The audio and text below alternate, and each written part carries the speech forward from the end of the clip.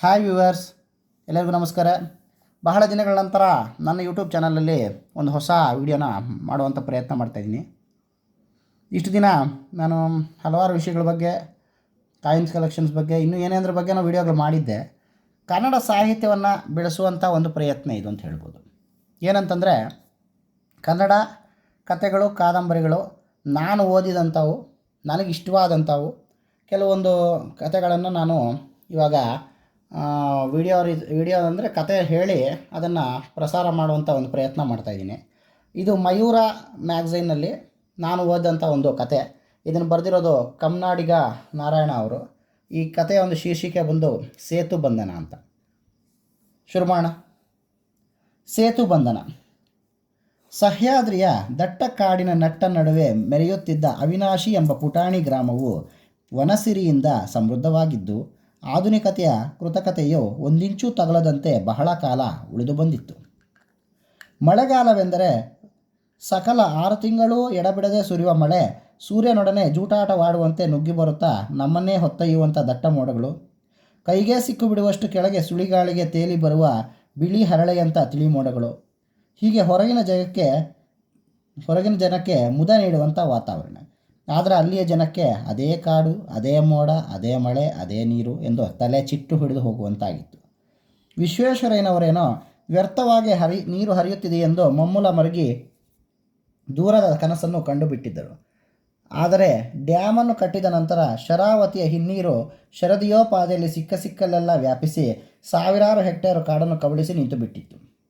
ಹಿನ್ನೀರಿನ ಆ ಭೂರಮೆಯ ಸ್ತನಮಂಡಲದಂಥ ನಡುಗಡ್ಡೆಗಳಲ್ಲಿ ಸಿಲುಕಿ ನಲುಗಿದವರ ನರಕಯಾತನೆಯನ್ನು ಯಾರು ಬಲ್ಲರು? ಮುಳುಗಡೆಗೊಂಡ ಗ್ರಾಮಸ್ಥರಿಗೆ ಕಾಡಿನಂಚಿನ ಗ್ರಾಮಗಳಲ್ಲಿ ಪರ್ಯಾಯ ಭೂಮಿಯನ್ನೋ ಪರಿಹಾರವನ್ನೋ ನೀಡಿದರು ಎನ್ನಿ. ಆದರೆ ಅವಿನಾಶಿ ಗ್ರಾಮವು ಪೂರ್ತಿ ಮುಳುಗಲಿಲ್ಲವೆಂದು ಸ್ಥಳಾಂತರಿಸುವ ಪ್ರಕ್ರಿಯೆಯಿಂದ ಕೈಬಿಟ್ಟರು. ಸುತ್ತಮುತ್ತಲ ಮುಳುಗಡೆಗೊಂಡ ಗ್ರಾಮಸ್ಥರಲ್ಲಿ ಅನೇಕರು ತಮ್ಮ ಬೇರನ್ನು ಸಂಪೂರ್ಣವಾಗಿ ಸ್ಥಳಾಂತರಿಸಿಕೊಂಡು ದೂರದ ಶೆಟ್ಟಿಹಳ್ಳಿಗೋ ಪುರದಾಳಿಗೋ ಹೋಗಲು ಒಪ್ಪದೆ ಅವಿನಾಶಿಗೆ ಬಂದು ನೆಲೆಯೂರಿದರು. ಕನಿಷ್ಠ ಬೇಸಿಗೆಯಲ್ಲಾದರೂ ತಮ್ಮ ಮೂಲಕ್ಕೆ ಹೋಗಿ ಅಡ್ಡಾಡಿಕೊಂಡು ಬರಬಹುದೆಂದು. ಆದರೆ ಸಮತಟ್ಟಾದ ಬೆಟ್ಟದಂತಿದ್ದ ಅವಿನಾಶಿಯ ಸುತ್ತಲೂ ಅಪಾರ ಪ್ರಮಾಣದ ನೀರು ಸಿಲೋನನ್ನು ಆಕ್ರಮಿಸಿಕೊಂಡಿತ್ತು. ಮಳೆಗಾಲದ 3 ತಿಂಗಳು ಮಾತ್ರವಲ್ಲದೆ ಒದ್ದುಕೊಂಡಿದ್ದ ನೀರು ಹಿಂದೆ ಸರಿಯಲು ಇನ್ನೂ 3 ತಿಂಗಳು ಬೇಕಾಗುತ್ತಿತ್ತು. ಅಂದರೆ ವರ್ಷದ 6 ತಿಂಗಳು ಇದ್ದ ಜಲ್ಲಿಕಲ್ಲಿನ ರಸ್ತೆಯು ಸಂಪೂರ್ಣ ಮುಳುಗಿ ಹೋಗಿ ಹೊರ ಜಗತ್ತಿನ ಸಂಪರ್ಕವೇ ಇರದ ಸಂಪೂರ್ಣ ದ್ವೀಪದಂತಾಗಿ ಬಿಡುತ್ತಿತ್ತು. ನಾವೆಲ್ಲ ಕಾಯಿಲೆ ಕಸಾಲೆಗೆಂದು ಸಾಗರಕ್ಕೋ ಶಿವಮೊಗ್ಗಕ್ಕೋ ಹೋಗಬೇಕೆಂದರೆ ಮೀನು ಹಿಡಿಯಲೆಂದು ಬೆಸ್ತರ ರಾಮಣ್ಣ ಬಳಸುತ್ತಿದ್ದ ತೆಪ್ಪವನ್ನೇ ಬಳಸಬೇಕಾಗಿತ್ತು. ಅದು ಆತ ಸತ್ತು ಹೋದ ಮೇಲೆ ವಾರಸುದಾರರಿಲ್ಲದೆ ಅನಾಥವಾಗಿದ್ದ ಅದೇ ತೆಪ್ಪವನ್ನೇ ಆ ಕಡೆಗೆ ಹೋದವರು ಅತ್ತಲಾಗೂ ಈ ಕಡೆಗೆ ಬಂದವರು ಇತ್ತಲಾಗೂ ಒಯ್ದು ಅಲೆಗೆ ತೇಲಿ ಹೋಗದಂತೆ ಲಂಗರಿನಂತೆ ಗೂಟ ಬಡಿದು ಅದಕ್ಕೆ ಹಗ್ಗದಿಂದ ಕಟ್ಟಿ ಹಾಕುತ್ತಿದ್ದರು. ಅವರು ಬರುವವರೆಗೆ ಇವರಿಗೂ, ಇವರು ಬರುವವರೆಗೆ ಅವರಿಗೂ ತೆಪ್ಪ ಸಿಗದೆ ಕೆಲವು ಸಲ ದಿನಗಟ್ಟಲೆ ಕಾಯಬೇಕಾಗುತ್ತಿತ್ತು. ಇದರಿಂದ ರೋಸಿ ಹೋದ ಜನ ಇನ್ನೊಂದು ತೆಪ್ಪವನ್ನು ತರಲು ಮನಸ್ಸು ಮಾಡಿದರೂ ಹಣ ಕೂಡಿಸಲು ಯಾರೂ ಮುಂದೆ ಬರದೆ ಆ ಆಸೆ ಕೈಗೂಡದೆ ಹಾಗೆ ಉಳಿದು ಹೋಯಿತು. ಇದ್ದ ಒಂದು ತೆಪ್ಪವನ್ನು ನಡೆಸಲು ಯಾರನ್ನಾದರೂ ನೇಮಿಸೋಣವೆಂದರೆ ಅದರಿಂದ ಬರುತ್ತಿದ್ದ ಫಾಯಿದೆ ಯಾವುದಕ್ಕೂ ಸಾಲದೆ ಯಾರೂ ಮುಂದೆ ಬರಲಿಲ್ಲ. ಇದು ನೀರುಗಂಟಿಯೇ ಮಾಡಬೇಕಾದ ಕೆಲಸ ಎಂದು ಇದ್ದ ಒಂದು ಕುಟುಂಬವನ್ನು ಒತ್ತಾಯಿಸಿದರು. ಮನಸ್ಸಿಲ್ಲದ ಮನಸ್ಸಿನಿಂದ ಅವರು ಕೆಲವು ದಿನ ಕೆಲಸ ಮಾಡಿದರೂ ಊರ ಜನ ಕೊಡುವ ಸುಗ್ಗಿಯ ಒಂದೊಂದು ಹುಲ್ಲು ಪೆಂಡಿಯಿಂದ ತನ್ನ ಸಂಸಾರ ಸಾಗದೆಂಬ ಭರಮಣ್ಣನ ಗೊಣಗಾಟಕ್ಕೆ ರೋಸಿ ಹೋಗಿದ್ದರು. ಬೆಳಗ್ಗೆ ಮಕ್ಕಳು ಶಾಲೆಗೆ ಹೋಗುವ ಸಮಯಕ್ಕೆ 1 ಬಾರಿ, ಸಂಜೆ ಬರುವ ಸಮಯಕ್ಕೆ ಮತ್ತೊಂದು ಬಾರಿ ಎಂದು ಕಾಲ ನಿಗದಿಪಡಿಸಿಕೊಂಡು ಜನ ಪೇಟೆ ಪಟ್ಟಣಕ್ಕೆ ಹೋಗಿ ಬರುವ ಕೆಲಸ ಪ್ರಾರಂಭಿಸಿದರು. ಆದರೇನು, ಕ್ರಮೇಣ ಆ ತೆಪ್ಪದೊಳಗೂ ನೀರಿನ ಬುಗ್ಗೆಗಳು ಏಳಲಾರಂಭಿಸಿದವು. ಮುರಿದ ಬಿದಿರಿನ ಜಾಗಕ್ಕೆ ಗೋಣಿ ಚೀಲ ಹಾಕಿ ಹೊಲೆದರು. ತೇವಿಸಿಕೊಂಡು ಬರುತ್ತಿದ್ದ ನೀರನ್ನು ಆಚೆ ಹಾಕಲು ಚೊಂಬನ್ನೂ ಇಟ್ಟರು. ಇನ್ಯಾರ ಮಧ್ಯಾಹ್ನದ ಬಿಸಿಲಿಗೆ ಕಾದು ನೀರಂತಾಗುತ್ತಿದ್ದ ರಸ್ತೆಯ ಮೇಲೆ ಡಾಂಬರನ್ನು ಗೆಬೆದುಕೊಂಡು ಬಂದು ತೇಪೆ ಹಾಕಿದರು. ಏನು ಮಾಡಿದರೂ ನಾನಿಲ್ಲುವಳಲ್ಲ ಎಂಬಂತೆ ಗಂಗೆ ಎಂಬುವಳು ನುಗ್ಗಿಕೊಂಡು ಬರುತ್ತಲೇ ಇದ್ದಳು. ಹೀಗೆ ತೆವಳುತ್ತಾ ಎಷ್ಟೋ ವರ್ಷಗಳಾದ ಮೇಲೆ ಹೊಳೆ ಬಾಗಿಲಿಗೆ ಒಂದು ಲಾಂಚ್ ಬೋಟನ್ನು ಸರ್ಕಾರ ಹೊಸದಾಗಿ ಪರಿಚಯಿಸಿತು. ಅದು ಹೇಗೆ ಹೋಗಿ ಬರುತ್ತದೆ ಎಂದು ನೋಡಲೆಂದೇ ಊರ ಜನ ಹೋಗಿ ಅದರೊಳಗೆ ನಿಂತು ಅಡ್ಡಾಡಿ ಬಂದರು. ಎರಡೆರಡು ಗಂಟೆಗೆ ಒಮ್ಮೆ ಹೋಗಿ ಬರುತ್ತಿದ್ದ ಅದನ್ನು ನಂಬಿಕೊಂಡು 4-5 ಮೈಲಿ ದೂರ ಹಾಗೆ ದಂಡೆಗುಂಟ ನಡೆದು ಹೋಗಿ ಅಲ್ಲಿಂದ ಕಾಲು ದಾರಿಯಲ್ಲಿ ಇಲ್ಲಿಗೆ ಬಂದು ಹೀಗೆ ಪಯಣದ ಹಾದಿ ದೂರವಾಗುತ್ತಲೇ ಹೋಯಿತು. ಕ್ರಮೇಣ ಅದರ ಮೇಲೆ ಸೈಕಲ್ಲುಗಳನ್ನು ಬೈಕುಗಳನ್ನು ತುಂಬಲಾರಂಭಿಸಿದ ನಂತರ ಊರೊಳಗೆ ಒಂದೆರಡು ಬೈಕುಗಳು ಅಡ್ಡಾಡಲಾರಂಭಿಸಿದವು. ಮತ್ತು ಇನ್ನೊಂದಷ್ಟು ವರ್ಷಗಳ ನಂತರ ಮತ್ತೊಂದು ಹೊಸ ದೊಡ್ಡ ಲಾಂಚನ್ನು ತಂದು ಅದರ ಮೇಲೆ ಜೀಪು ಕಾರುಗಳನ್ನು ಹೇರಲಾರಂಭಿಸಿದರು. ಇನ್ನೂ ದೊಡ್ಡ ಲಾಂಚ್ ಬಂದಾದ ಮೇಲೆ ಅದರ ಮೇಲೆ ರೂಟ್ ಬಸ್ಸುಗಳನ್ನೂ ತುಂಬಲಾರಂಭಿಸಿದರು. ಹೀಗೆ ಹೊಸ ಲಾಂಚ್ ಬಂದಾದ ಮೇಲೆ ಹಳೆಯ ಲಾಂಚು ಹಾಗೆ ತೇಲಿ ಹೋಗಿ ಎರಡನೇ ಹೊಳೆ ಬಾಗಿಲಿನ ಸೇವೆಗೆ ಬಂದು ನಿಂತಿತು. ಇದು ಅವಿನಾಶಿಗೆ ಇನ್ನಷ್ಟು ಸಮೀಪವಾದರೂ ಕಾಲ ಸರಿದಂತೆ ಜನರ ಓಡಾಟವು ಜಾಸ್ತಿಯಾಗಿ ಅದು ದೂರವೆನ್ನಿಸಲಾರಂಭಿಸಿತು. ಇತ್ತೀಚೆಗೆ ಮಳೆಗಾಲವು ಕಡಿಮೆ ಆದ್ದರಿಂದ ಕೇವಲ 100 ಅಡಿಯಷ್ಟು ನಿಲ್ಲುತ್ತಿದ್ದ ನೀರನ್ನು ದಾಟಲು ನಡೆದಾಡುವವರಿಗಾದರೂ ಅನುಕೂಲವಾಗಲಿ ಎಂದು ಬಿದಿರಿನ ಕಾಲಸಂಕವೊಂದನ್ನು ಕಟ್ಟಿಕೊಂಡರು. ಗಾಳಿ ಮಳೆಗೆ ಉಯ್ಯಾಲೆಯಂತಾಡುತ್ತಿದ್ದ ಆ ತೂಗು ಸೇತುವೆಯ ಮೇಲೆ ನಡೆಯುವುದನ್ನು ಅಭ್ಯಾಸ ಮಾಡಿಕೊಂಡರು. ಆದರೂ ಒಮ್ಮೆ ಕಂಕುಳಲ್ಲೊಂದು ಮಗು ತಲೆ ಮೇಲೊಂದು ದಿನಸಿಯ ಚೀಲ ಹೊತ್ತು ಹೆಂಗಸೊಬ್ಬಳು ಗಾಳಿಯ ಆ ವಾಲಾಟವನ್ನು ಬ್ಯಾಲೆನ್ಸ್ ಮಾಡಲಾಗದೆ ಮುಗ್ಗರಿಸಿದ್ದರಿಂದ ಮಗು ನೀರೊಳಕ್ಕೆ ಬಿದ್ದು ಕಣ್ಣೆದುರೇ ಕಣ್ಮರೆಯಾದರೂ ಹೊಟ್ಟೆಯ ಕಿಚ್ಚಿಲ್ಲ ಹೊರಬರುವಂತೆ ಅರಚಾಡುವುದನ್ನು ಬಿಟ್ಟು ಮತ್ತಿನ್ನೇನನ್ನೂ ಮಾಡಲಾಗದ ಆಕೆಯ ಅಸಹಾಯಕತೆಯ ಆಕ್ರಂದನ ಮುಗಿಲು ಮುಟ್ಟುವುದನ್ನು ನೋಡಲಾರದ ಜನ ಅಪಾಯಕಾರಿಯಾದ ಅದನ್ನು ಕಿತ್ತು ಹಾಕಿಬಿಟ್ಟರು. ಈ ಮಧ್ಯೆ ಊರ ಮನೆಗಳು ಒಡೆದು 1ಕ್ಕೆ 2 2ಕ್ಕೆ 4 150-200 ಮನೆಗಳ ಗ್ರಾಮವಾಗಿ ಪರಿವರ್ತಿತವಾಗಿತ್ತು. ಮಕ್ಕಳು ಸಾಗರಕ್ಕೆ, ಶಿವಮೊಗ್ಗಕ್ಕೆ, ಹೊಸನಗರಕ್ಕೆ ಓದಲಿಕ್ಕೆಂದು ಹೋಗಿ ಬಂದು ನಾಗರಿಕತೆಯು ಕ್ರಮೇಣ ಊರೊಳಕ್ಕೆ ಕಾಲಿಟ್ಟಿತು. ಹೊಸ ತಲೆಮಾರಿನ ಹುಡುಗರು ದಲಿತ ಚಳುವಳಿಯ ಸಿದ್ಧಲಿಂಗಯ್ಯನವರ ಮಾತಿಗೆ, ಬಂಡಾಯದ ಬರಗೂರರ ಮಾತಿಗೆ ಮರುಳಾದರು. ಎಂದೇ ಊರ ಪಡ್ಡೆ ಹುಡುಗರೆಲ್ಲ ಒಂದಾಗಿ ಯುವಕ ಸಂಘದ ಹೆಸರಿನಲ್ಲಿ ಸಂಘಟಿತರಾದರು. ಅದರ ಮೂಲಕ ಹೋರಾಟ ಚಳುವಳಿ ರೂಪಿಸುತ್ತೇವೆಂದರು. ಅದೇ ಸಮಯಕ್ಕೆ ತುರ್ತು ಪರಿಸ್ಥಿತಿಯ ಹೊಡೆತಕ್ಕೆ ಸಿಲುಕಿದ್ದ ಮಲೆನಾಡಿಗೂ ಚುನಾವಣೆ ಬಂತು. ಅತ್ತ ಗೋಪಾಲಗೌಡರು, ಇತ್ತ ಕಾಗೋಡು, ಕೊಣಂದೂರು, ಬಂಗಾರಪ್ಪನವರೆಲ್ಲ ಸಮಾಜವಾದಿ ಬಾವುಟ ಹಾರಿಸಿದರು. ತಣ್ಣಗಿದ್ದ ಮಲೆನಾಡೆಂಬ ಮಲೆನಾಡೆ ಬೆಚ್ಚಗಾಗಲಾರಂಭಿಸಿತು. ಯುವಕರ ಸಂಘಕ್ಕೆ ಅಧ್ಯಕ್ಷನಾಗಿದ್ದ ರತ್ನಾಕರನೆಂಬ ಯುವಕ, ನಮ್ಮೂರಿಗೆ ಒಂದು ಲಾಂಚ್ ಕೊಡಿಸುವುದಿದ್ದರೆ ಮಾತ್ರ ಊರೊಳಕ್ಕೆ ಪ್ರವೇಶ, ಇಲ್ಲದಿದ್ದರೆ ಚುನಾವಣೆಗೆ ಬಹಿಷ್ಕಾರ ಹಾಕುತ್ತೇವೆ ಎಂದು ಗುಡುಗಿದ. ಆಗ ತಾನೇ ಚಿಗುರೊಡೆಯುತ್ತಿದ್ದ ರೈತ ಸಂಘದ ನಂಜುಂಡಸ್ವಾಮಿಯವರ ಸಹಚರ್ಯ ಮಾಡಿ ಬಂದಿದ್ದ ಗೋವಿಂದರಾಜನು ಅಧಿಕಾರಿಗಳಿಗೆ, ರಾಜಕಾರಣಿಗಳಿಗೆ ಊರೊಳಕ್ಕೆ ಪ್ರವೇಶ ನಿಷಿದ್ಧ ಎಂಬ ಹಸಿರು ಬೋರ್ಡನ್ನು ಬರೆಸಿ ಹಾಕಿಸಿದ. ಎಲೆಕ್ಷನ್ನಿಗೆ ನಿಂತಿದ್ದ ಎರಡೂ ಪಕ್ಷದ ಬಾಲಕೃಷ್ಣ ಮತ್ತು ಹಾಲೇಶಪ್ಪ ಇಬ್ಬರೂ ಪ್ರತ್ಯೇಕವಾಗಿ ಬಂದು ಹೊಳೆ ಬಾಗಿಲಿಗೆ ಮಗದೊಂದು ಹೊಸ ಬೋಟನ್ನು ತರಿಸುವುದಾಗಿಯೂ ಆಗ ಹಳೆ ಲಾಂಚನ್ನು ಇಲ್ಲಿಗೆ ಸ್ಥಳಾಂತರಿಸುವುದಾಗಿಯೂ ಭರವಸೆ ಕೊಟ್ಟು ಮತದಾನವನ್ನೇನೋ ಮಾಡಿಸಿಕೊಂಡರು. ಒಂದು ಸಲ ಅವರು, ಇನ್ನೊಂದು ಸಲ ಇವರು ಗೆದ್ದು ಬರಲಾರಂಭಿಸಿದರು. ಇಬ್ಬರನ್ನು ಒಂದೊಂದು ಸಲ ನೋಡಿದ ಮೇಲೂ ಲಾಂಚ್ ಬಾರದಿರುವುದನ್ನು ಕಂಡು ಈ ಬಾರಿ ಮತದಾನ ಬಹಿಷ್ಕರಿಸುವುದಾಗಿ ಪಾಂಪ್ಲೆಟ್ ಹೊರಡಿಸಿದರು. ಪತ್ರಿಕೆಗೆ ಪ್ರಕಟಣೆ ನೀಡಿದರು. ಎಚ್ಚರಿಕೆ ಪತ್ರಿಕೆಯಲ್ಲಿ ಪ್ರಕಟಗೊಂಡ ಇಂಥದ್ದೊಂದು ವಾರ್ತೆಯನ್ನು ಕಂಡು ಯಾರೂ ನಡುಗಿ ಹೋಗದಿದ್ದರೂ ತಲೆ ಸವರಲು ಮುಂದೆ ಬಂದರು.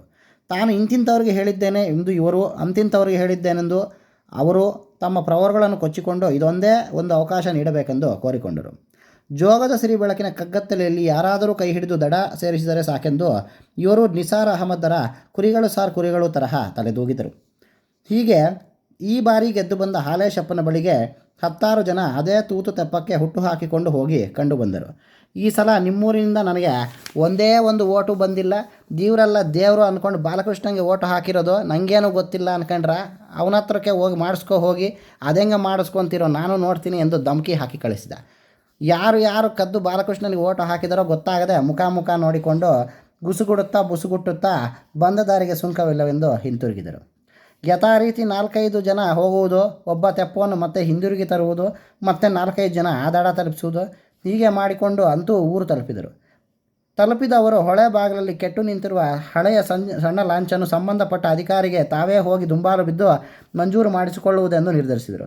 ಆದರೆ ಯಾರಿಗೆ ಕಾಣಬೇಕು? ಇವರಿಗೆ ಎಂಬಲ್ಲಿ ಖಾಲಿ ಬಿಟ್ಟು ಎಂದು ಖಾಲಿ ಜಾಗ ಬಿಟ್ಟುಕೊಂಡು ಅರ್ಜಿ ಬರೆಯಲು ನಿರ್ಧರಿಸಿದರು. ಸಾಗರಕ್ಕೆ ಹೋಗಿ ಡಿಸೋಜಾ ಅವರ ಬಳಿ ತಮ್ಮ 16 ವರ್ಷಗಳ ಬವಣೆಗಳನ್ನು ಕಣ್ಣಿ ಕಟ್ಟುವಂತೆ ಬರೆಸಿಕೊಂಡು ಟೈಪ್ ಮಾಡಿಸಿಕೊಂಡು ಬಂದು ಊರಿನ 100 ಜನರ ಸಹಿ ಮಾಡಿಸಿಕೊಂಡರು. ಅದರ 45 ಕಾಪಿಗಳನ್ನು ಜೆರಾಕ್ಸ್ ಮಾಡಿಸಿಕೊಂಡು ಕಂಡವರನ್ನೆಲ್ಲ ಕಂಡು ತಮ್ಮ ಸಂಕಟವನ್ನು ನಿವೇದಿಸಿಕೊಂಡು ಅರ್ಜಿ ಕೊಡಲಾರಂಭಿಸಿದರು. ಆ MP, ಈ MLA, ಆ ಮಂತ್ರಿ, ಈ ಮಿನಿಸ್ಟ್ರು, ಉಪಮುಖ್ಯಮಂತ್ರಿ, ಮುಖ್ಯಮಂತ್ರಿ ಎಂದೆಲ್ಲ taluk office, circuit house, DC ಕಚೇರಿ, ವಿಧಾನಸೌಧಗಳನ್ನೆಲ್ಲ ಅಲೆದಾಡಲಾರಂಭಿಸಿದರು. ಎಲ್ಲರೂ ಆಯಿತು, ನೋಡ್ತೀನಿ, ಮಾಡ್ತೀನಿ ಅಂದರೆ ಹೊರತು ಆಗಲ್ಲ ಎಂದು ಯಾರೊಬ್ಬರಿಂದಲೂ ಬಾಯಿಬಿಟ್ಟು ಅನ್ನಲಿಲ್ಲ.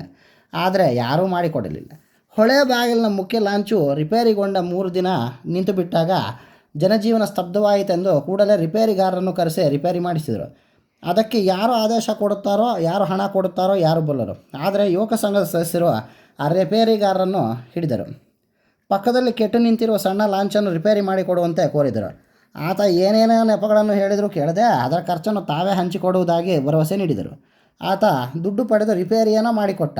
ಆದರೆ ಆಮೇಲೆ ಅನುಮತಿ ಇಲ್ಲದೆ ಹಾಗೆಲ್ಲ ಬಳಸುವಂತಿಲ್ಲ, ಏನಾದರೂ ಹೆಚ್ಚು ಕಮ್ಮಿಯಾಗಿ ಪ್ರಾಣಾಪಾಯ ಆಯಿತು ಅಂದರೆ ಎಲ್ಲರನ್ನೂ ಒದ್ದೊಳಗಾಗ್ತಾರೆ ಎಂಬ ಭಯವನ್ನು ಹುಟ್ಟುಹಾಕಿ ಹೋದ. ಆದರೆ ಯಾರಿಗೂ ಕೇರ್ ಮಾಡದಂಥ ಮನಸ್ಥಿತಿಯನ್ನು ಆಗಲೇ ಆವಾಹಿಸಿಕೊಂಡು ಬಿಟ್ಟಿದ್ದ ಹುಡುಗರು, ಯಾರು ಬರ್ತಾರೋ ಬರಲಿ, ಅವರನ್ನು ನಮ್ಮ ಊರಿನಲ್ಲಿ 4 ದಿನ ಕೂಡಿ ಹಾಕಿದ್ರೆ ನಮ್ಮ ಕಷ್ಟ ಏನು ಅಂತ ಗೊತ್ತಾಗತ್ತೆ ಎಂದು ವಿತಂಡವಾದದಿಂದ ತಾವೇ ಬೋಟನ್ನು ಎಕ್ರಾ ನಡೆಸಿಕೊಂಡು ಹೋದರು. ಸಣ್ಣ ತೆಪ್ಪದ ಬದಲು ದೊಡ್ಡ ಲಾಂಚು ಬಂದ ಸಂಭ್ರಮದಲ್ಲಿ ಊರಲ್ಲೆಲ್ಲ ಹಬ್ಬದಂಥ ವಾತಾವರಣ. ಆದರೇನು ಆ ವಾತಾವರಣ ಬಹಳ ದಿನ ನಿಲ್ಲಲಿಲ್ಲ. ಆ ಬೋಟು ಯಾವಾಗೆಂದರೆ ಆವಾಗ ಎಲ್ಲಂದರಲ್ಲಿ ನಿಂತು ಬಿಡುತ್ತಿತ್ತು. ನಡು ನೀರಿನಲ್ಲಿ ನಿಂತಾಗೆಲ್ಲ ಅದನ್ನು ಈಜುಪಟುಗಳಂತೆ ನೀರೊಳಕ್ಕೆ ಇಳಿದು ಹಗ್ಗ ಕಟ್ಟಿ ಆ ಕಡೆಗೋ ಈ ಕಡೆಗೋ ಎಳೆದು ತಂದು ಒಳಗಿದ್ದವರನ್ನು ಅದರೊಳಗಿಂದ ಸಾಮಾನುಗಳನ್ನು ರಕ್ಷಿಸುವ ವೇಳೆಗೆ ಅದರ ಸಹವಾಸವೇ ಸಾಕೆನಿಸಿಬಿಡುವಂತಾಗಿ ಅದನ್ನೂ ಅಲ್ಲಿ ಕೈಬಿಟ್ಟರು. ಒಂದು ದಿನ ಬೆಂಗಳೂರಿಂದ ಸರ್ಕಾರದ ಕಾರ್ಯದರ್ಶಿಯೊಬ್ಬರು ಕುಟುಂಬ ಸಮೇತ ಸಿಗಂದೂರು ದೇವಸ್ಥಾನಕ್ಕೆ ಹೋಗಲು ಹೊಳೆ ಬಾಗಿಲಿಗೆ ಬಂದಿದ್ದಾರೆಂಬ ಸುದ್ದಿ ಬಂತು. ಅವರನ್ನು ಹಿಂಬಾಲಿಸಿಕೊಂಡು ಕೈಗೊಂದು ಆಳು ಕಾಲಿಗೊಂದು ಆಳುಗಳಂತೆ ಶಿವಮೊಗ್ಗದ ಅಧೀಕ್ಷಕ ಇಂಜಿನಿಯರು, ಸಾಗರದ ಕಾರ್ಯನಿರ್ವಾಹಕ ಇಂಜಿನಿಯರು, ಸಹಾಯಕ ಕಾರ್ಯಪಾಲಕ ಇಂಜಿನಿಯರು, ಸರ್ಕಾರ ಸಹಾಯಕ ಇಂಜಿನಿಯರು ಎಂಬೆಲ್ಲ 4-6 ಕೇಡರಿನ 10 ಮಂದಿ ಪ್ರೋಟೋಕಾಲ್ನಂತೆ ಬಂದಿದ್ದರು. ಅವರಿಗೂ ಒಂದು ಅರ್ಜಿ ಗುಜರಾಯಿಸಿ ನೋಡೋಣ ಎಂದು ಯುವಪಡೆ ಮತ್ತೇನು ಮುನ್ನುಗ್ಗಿತು.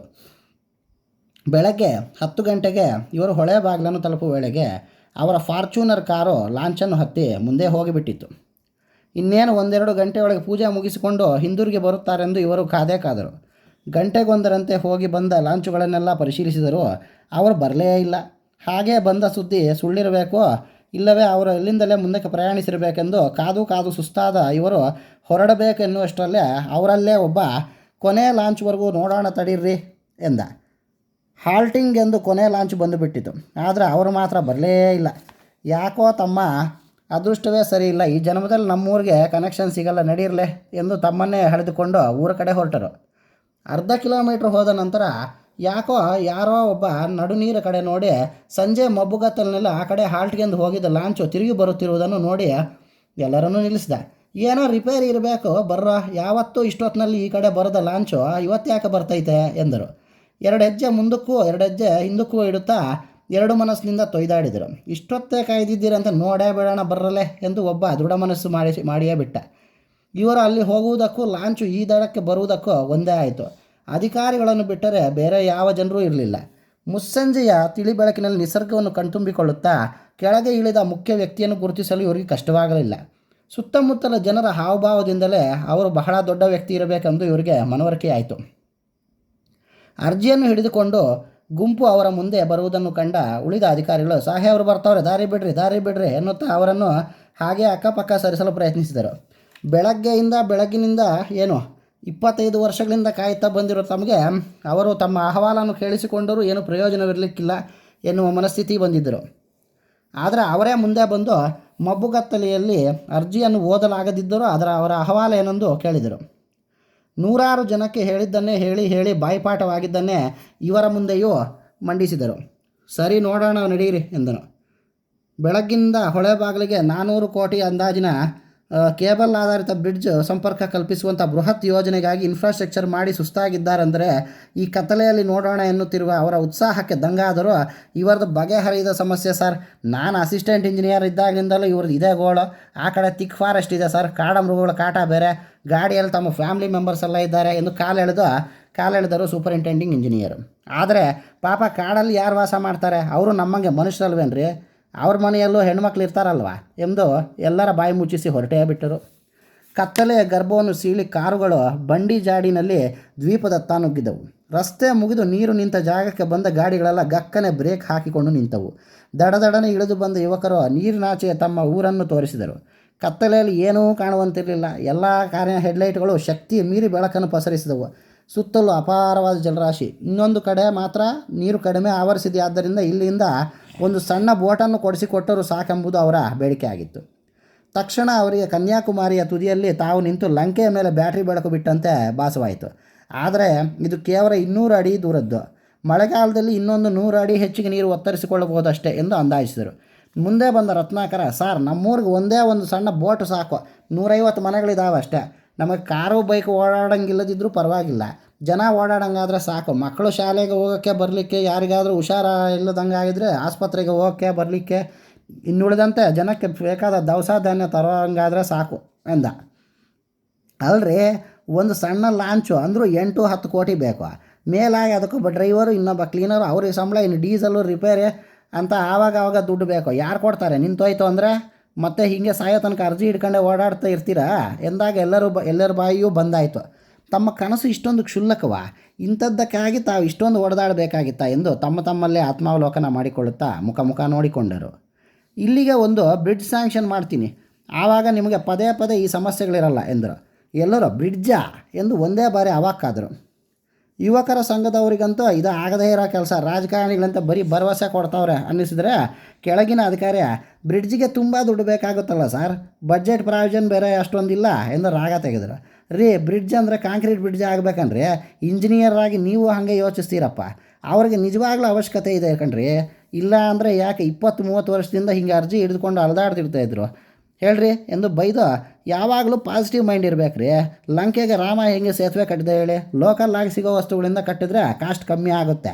ಈ ಊರಿನ ಜನಕ್ಕೆ ಓಡಾಡೋಕ್ಕೆ ಒಂದು ರಸ್ತೆ ಬೇಕಷ್ಟೇ. ಇಲ್ಲಿ ಟ್ರಾಫಿಕ್ ಡೆನ್ಸಿಟಿನೂ ಇಲ್ಲ. ಮುಂದಿನ 30 ವರ್ಷಕ್ಕೆ ಪ್ಲ್ಯಾನ್ ಮಾಡಿದರೂ 3.5 ಮೀಟರಿನ ರಸ್ತೆ ಸಾಕು.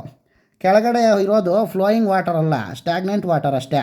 ಹ್ಯೂಮ್ ಪೈಪ್ ಹಾಕಿ ಮೇಲಕ್ಕೆ ಎಂಬ್ಯಾಕ್ಮೆಂಟ್ ಮಾಡಿದ್ರೆ ಸಾಕು, 50 ಲಕ್ಷಕ್ಕಿಂತ ಕಡಿಮೆ ಖರ್ಚಿನಲ್ಲೇ ಮುಗಿದು ಹೋಗುತ್ತೆ ಎಂದಾಗ ಎಲ್ಲರೂ ಮೂಕ ವಿಸ್ಮಿತರಾದರು. ಅರೆ, ಇಂಥದ್ದೊಂದು ಇನೋವೇಟಿವ್ ಐಡಿಯಾ ತಮಗೆ ಬರಲೇ ಇಲ್ವಲ್ಲ ಎಂದು ಕೆಳಹಂತದ ಅಧಿಕಾರಿಗಳು ತಲೆ ಅಲ್ಲಾಡಿಸಿದರು. ಬೆಂಗಳೂರಿಗೆ ಹೋದವರೇ ಅಂದಾಜು ತರಿಸಿಕೊಂಡರು. ತಾತ್ಕಾಲಿಕವಾದ ಕಲ್ವರ್ಟ್ ಬದಲು ಸೇತುಬಂಧನ ಯೋಜನೆಯಲ್ಲಿ ಮಂಜೂರಾಗಿದ್ದ ಹಣದಲ್ಲಿ ಕಾಂಕ್ರೀಟ್ ಬ್ರಿಡ್ಜನ್ನೇ ಅನುಮೋದಿಸಿಬಿಟ್ಟರು. ಮುಂದಿನ ತಿಂಗಳೇ ಟೆಂಡರ್ ಕರೆದು ಏಜೆನ್ಸಿಯನ್ನು ಫಿಕ್ಸ್ ಮಾಡಿ ವರ್ಕ್ ಆರ್ಡ್ರನ್ನು ಕೊಟ್ಟುಬಿಟ್ಟರು. ಬೇಸಿಗೆ ಬಂದು ಅಮಾವಾಸ್ಯೆಗೆ ಸಮುದ್ರದ ನೀರು ಇಳಿಯುತ್ತಿದ್ದಂತೆಯೇ ಒಂದರ ಪಕ್ಕ ಒಂದೊಂದು ಪಿಲ್ಲರ್ಗಳು ಎದ್ದವು. ಇನ್ನೂ ಕಟ್ಟುತ್ತಿದ್ದಂತೆಯೇ ಅದರ ತಾಕತ್ತನ್ನು ಪರೀಕ್ಷಿಸುವವರಂತೆ ಊರ ಯುವಕರು ಮಕ್ಕಳಾದಿಯಾಗಿ ಎಲ್ಲರೂ ಪಿಲ್ಲರ್ನಿಂದ ಪಿಲ್ಲರ್ಗೆ, ಆ ತುದಿಯಿಂದ ಈ ತುದಿಗೆ, ಈ ತುದಿಯಿಂದ ಆ ತುದಿಗೆ, ಲಂಕೆಯಿಂದ ಸೇತುವೆಯ ಮೇಲೆ ಕೋತಿಗಳು ಹಾರುವಂತೆ ಖುಷಿಪಟ್ಟು ಹಾರಿದರು. ನೋಡುತ್ತಿದ್ದಂತೆ ಎಲ್ಲರೂ ನೇರ ರೂಪದಲ್ಲಿ ಎಲ್ಲಿ ಇಂಥದ್ದೊಂದು ಸಮಸ್ಯೆ ಇತ್ತು ಎಂಬುದೇ ಗೊತ್ತಾಗದಂತಾಗಿ ಹೋಗಿತ್ತು. ಬ್ರಿಡ್ಜ್ ಸಿದ್ಧವಾಗುತ್ತಿದ್ದಂತೆಯೇ MLA ಹಾಲೇಶಪ್ಪನ ಕಡೆಯವರು ಬಂದು ಉದ್ಘಾಟನೆಗೆ ದಿನಾಂಕ ನಿಗದಿಪಡಿಸಿದರು. ಅಮೃತಶಿಲೆಯ ಕಲ್ಲೇ ಆಗಬೇಕೆಂದು ಅಧಿಕಾರಿಗಳಿಗೆ ತಾಕೀತು ಮಾಡಿ ಅದರಲ್ಲಿ ತಾವೇ ಉದ್ಘಾಟನೆ ಮಾಡಿದ್ದೇವೆಂದು ಕೆತ್ತಿಸಿಕೊಂಡರು. ಆದರೆ ಊರಿನವರು ಈ ಸೇತುವೆ ಕಟ್ಟೋಕೆ ಕಾರಣವೇ ಸರ್ಕಾರದ ಕಾರ್ಯದರ್ಶಿಯವರು, ಅದರಲ್ಲಿ ಅವರ ಹೆಸರು ಬರಲೇಬೇಕು ಎಂದು ಹಠ ಹೇಳಿದರು. ಸ್ಥಳೀಯ ಇಂಜಿನಿಯರ್ ಪೀಕಲಾಟಕ್ಕಿಟ್ಟುಕೊಂಡಿತು. ಉದ್ಘಾಟನೆಗೆ ಬರೋಕ್ಕೆ ತಮಗೆ ಪುರುಸೊತ್ತಿಲ್ಲವೆಂದು ದೊಡ್ಡ ಸಾಹೇಬರು ಹೇಳಿದ್ದಾರೆ ಎಂದು ಸಮಜಾಯಿಷಿ ನೀಡಿದರು. ಕಾರ್ಯಕ್ರಮಕ್ಕೆ ಹಾಜರಾಗದೇ ಇರುವವರ ಹೆಸರನ್ನು ಪ್ರೋಟೋಕಾಲ್ ಪ್ರಕಾರ ಹಾಕೋಂಗಿಲ್ಲ ರೀ ಎಂದು ಅಪ್ಪಣೆ ಕೊಟ್ಟು ಶಾಸಕರು ಸಂದಿಗ್ಧಕ್ಕೀಡಾದ ಕಾರ್ಯಪಾಲಕ ಇಂಜಿನಿಯರು ಮುಖ್ಯ ಇಂಜಿನಿಯರ್ ಜೊತೆ ಫೋನ್ನಲ್ಲಿ ಮಾತಾಡಿದರು.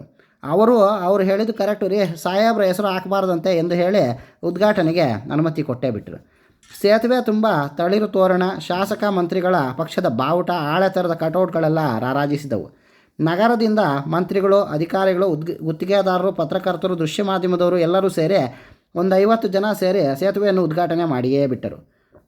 ಪತ್ರಿಕೆಯ ಟಿವಿಯ ತುಂಬೆಲ್ಲ ಟೇಪು ಕತ್ತರಿಸಿದ ಮಂತ್ರಿಗಳ ಫೋಟೋ, ಕ್ರೇನ್ನಿಂದ ದೊಡ್ಡ ಆಪಲ್ ಹಾರ ಹಾಕಿಸಿಕೊಂಡು ತಾವು ಮಾಡಿದ ಸಾಧನೆಗೆ ಮತ್ತೊಂದು ಗರಿ ಮುಡಿಸಿದಂತೆ ಬೀಗಿದ ಶಾಸಕರ ಫೋಟೋಗಳೆಲ್ಲ ನಿರಂತರವಾಗಿ ರಾರಾಜಿಸಿದವು. ಆದರೆ ಊರಿನ ಒಂದೇ ಒಂದು ನರಪಿಳ್ಳೆಯೋ ಅತ್ತ ಸುಳಿಯಲಿಲ್ಲ. ಆಗಲೇ ಮುದುಕರಾಗುತ್ತಾ ಬಂದಿದ್ದ ಯುವಕರ ಸಂಘದ ರತ್ನಾಕರ, ಗೋವಿಂದರಾಜ ಬೆಂಗಳೂರಿನ ರೈಲು ಹತ್ತಿದರು. ಹುಡುಕಿಕೊಂಡು ಹೋಗಿ ವಿಧಾನಸೌಧದ ದೊಡ್ಡ ಸಾಹೇಬರ ಚೇಂಬರ್ ತಲುಪಿದರು. ಬಂಗಾರದ ಅಕ್ಷರದಲ್ಲಿ ಕೆತ್ತಿದ್ದ ಗೋಪಾಲಕೃಷ್ಣ, BE, AMIE, ಸರ್ಕಾರದ ಕಾರ್ಯದರ್ಶಿಗಳು, ಲೋಕೋಪಯೋಗಿ, ಬಂದರು ಮತ್ತು ಒಳನಾಡು ಜಲಸಾರಿಗೆ ಇಲಾಖೆ ಎಂಬ ಬೋರ್ಡ್ ಪಳಪಳನೆ ಹೊಳೆಯುತ್ತಿತ್ತು. ಒಳಗೆ ಹೋಗಬೇಕೆಂದರೆ ಬಿಳಿ ಯೂನಿಫಾರಂ ಪೇಟ ಹಾಕಿದ್ದ ದಫೇದಾರ ಒಳಗೆ ಬಿಡಲಿಲ್ಲ. ವಿಸಿಟಿಂಗ್ ಕಾರ್ಡ್ ಕೇಳಿದ. ಹಾಗೆಂದರೇನಂತ ತಿಳಿಯದೆ ಕೈಯಾಡಿಸಿ ಇಲ್ಲವೆಂದರು.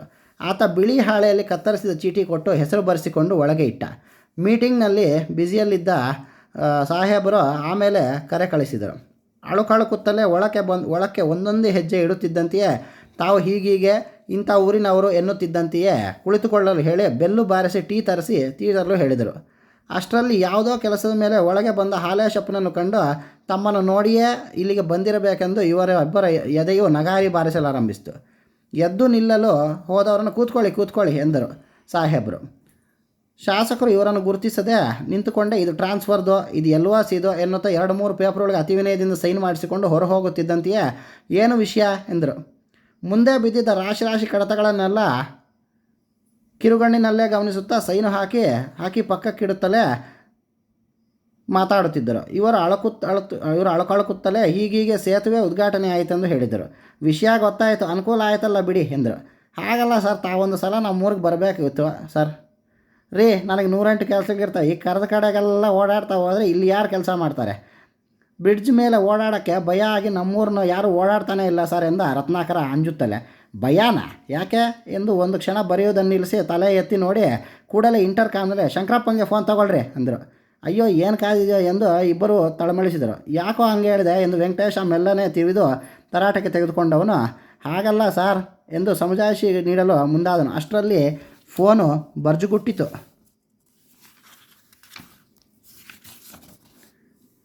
ನಾನು ಹೇಳಿದ್ನಲ್ಲ, ಸೇತುವೆ ಶರಾವತಿ ಬ್ಯಾಕ್ ವಾಟರ್ದು ಸಬ್ಸ್ಟ್ಯಾಂಡರ್ಡ್ ವರ್ಕ್ ಮಾಡಿದ್ದೀರೇನ್ರಿ? ಅದನ್ನು ಮುಂದಿನ ಬುಧವಾರ ಇನ್ಸ್ಪೆಕ್ಷನ್ಗೆ ಬರ್ತಿದ್ದೀನಿ. ಅಷ್ಟರಲ್ಲಿ ಎಲ್ಲ ರೆಕ್ಟಿಫೈ ಮಾಡಬೇಕು ಎಂದು ಹೇಳಿ ಫೋನನ್ನು ಕ್ರೆಡೆಲ್ಗೆ ದಡಕ್ಕೆಂದು ಕುಕ್ಕಿ ಆಯಿತು ಹೋಗಿ ನಾನು ಬಂದು ನೋಡ್ತೀನಿ ಎಂದು ತಲೆ ಬಗ್ಸಿ ಮತ್ತೆ ಫೈಲುಗಳಲ್ಲಿ ಮುಳುಗಿದರು. ಆ ಬುಧವಾರ ಬಂದೇ ಬಿಟ್ಟಿತು. ಶಿವಮೊಗ್ಗದ ಸರ್ಕಿಟ್ ಹೌಸ್ನಲ್ಲಿ ಹಿಂದಿನ ರಾತ್ರಿಯೇ ಬಂದು ಉಳಿದುಕೊಂಡಿದ್ದ ಸಾಹೇಬರು ಬೆಳಗ್ಗೆ 9 ಗಂಟೆಗೆಲ್ಲ ತಮ್ಮ ಅಧೀನ ಅಧಿಕಾರಿಗಳ ಜೊತೆಗೆ ಸೇತುವೆಗೆ ಬಂದೇ ಬಿಟ್ಟರು. ಸೇತುವೆ ಆರಂಭಕ್ಕೂ ಮೊದಲೇ ಊರೇ ಅಲ್ಲಿ ಸೇರಿಬಿಟ್ಟಿತ್ತು. ಓಹ್, ನಮ್ಮವ್ರು ಏನೋ ಎಡವಟ್ಟು ಮಾಡಿದ್ದಾರೆ, ಅದಕ್ಕೆ ಗೆರ ಮಾಡೋಕ್ಕೆ ಎಲ್ಲ ಸೇರಿದಂಗಿದೆ ಎಂದು ಅನುಮಾನಗೊಂಡು ಶಂಕರಪ್ಪಂಗೆ ಏನ್ರಿ ಇದಲ್ಲ ಎಂದರು. ಆತನು ನನಗೂ ಗೊತ್ತಾಗಿಲ್ಲ ಸರ್, ಪೊಲೀಸಿಗೂ ಇನ್ಫಾರ್ಮ್ ಮಾಡಿಲ್ಲ ಎಂದು ಆತಂಕದಿಂದ ತಡಬಡಾಯಿಸಲಾರಂಭಿಸಿದ. ಕಾರಿನಿಂದ ಇಳಿಯಲೋ ಬೇಡವೋ ಎಂದು ಇಳಿಯುತ್ತಿದ್ದಂತೆಯೇ ದೊಡ್ಡದೊಂದು ಹಾರ ಇವರ ಕೊರಳಿಗೇರಿತು. ಅತ್ಯಾಶ್ಚರ್ಯದಿಂದ ನೋಡುತ್ತಿದ್ದಂತೆ ಯಾರ ಗೋಪಾಲಕೃಷ್ಣ ಸಾಹೇಬರಿಗೆ ಎನ್ನುತ್ತಿದ್ದಂತೆಯೇ ದೊಡ್ಡದೊಂದು ಜೈಕಾರ ಹೊರಹೊಮ್ಮಿತು. ಫೈಲ್ವಾನ್ ಅಂತಿದ್ದ ವ್ಯಕ್ತಿ ಮುಂದಿನಿಂದ ಬಾಗಿ ಕಾಲುಗಳೆರಡನ್ನು ಬಾಚಿ ಮೇಲೆತ್ತಿದ. ಇಳಿಸುವ ಮುನ್ನವೇ ಹಿಂದಿನಿಂದ ಇನ್ನೊಬ್ಬ ಆತ ಕಾಲ ಸಂಧಿ ತಲೆ ತೂರಿಸಿ ಅನಾಮತ್ತು ಹೆಗಲ ಮೇಲೆ ಏರಿಸಿಕೊಂಡು ಬಿಟ್ಟ. ಜೈಕಾರಗಳಂತೂ ಪುನರಾವರ್ತನೆಗೊಳ್ಳುತ್ತಾ ಮುಗಿಲು ಮುಟ್ಟಲಾರಂಭಿಸಿದವು. ಬಾಜಾ ಭಜಂತ್ರಿಗಳ ಸದ್ದು ಕಿವಿಗಪ್ಪಳಿಸುತ್ತಿತ್ತು. ಮುತ್ತೈದೆಯರು ಆರತಿ ಬೆಳಗ್ಗೆ ದೃಷ್ಟಿ ನಿವಾಳಿಸಿದರು. ಪೂರ್ಣಕುಂಭ ಹೊತ್ತು ಹೆಂಗಳೆಯರು ಮುಂದೆ ಹೋಗುತ್ತಾ ಇವರನ್ನು ಹೊತ್ತ ಯುವಕರು ಜೈಕಾರ ಕೂಗುತ್ತಾ ಹಿಂದೆ ಮುಂದೆ ಊರಿನತ್ತ ಸಾಗುತ್ತಿರುವಾಗ ನಿಜವಾದ ಅರ್ಥದಲ್ಲಿ ಸೇತುವೆ ಉದ್ಘಾಟನೆಯಾಗಿ ಹೋಯಿತು. ಈ ಮಧ್ಯದಲ್ಲಿ ರೀ ಬೇಡ ಇಳಿಸ್ರಿ ಎಂಬ ಗೋಪಾಲಕೃಷ್ಣ ಅವರ ಯಾವ ಮಾತುಗಳು ಯಾರ ಕಿವಿಗೂ ಬೀಳುತ್ತಲೇ ಇರಲಿಲ್ಲ. ಆದರೆ ಅಂಥದ್ದೊಂದು ಸುದ್ದಿ ಮಾತ್ರ ಶಾಸಕರ ಕಿವಿಗೆ ಬಿದ್ದು ಕಾದ ಸೀಸವನ್ನು ಸುರಿದಂತಾಯಿತು. ಧನ್ಯವಾದಗಳು.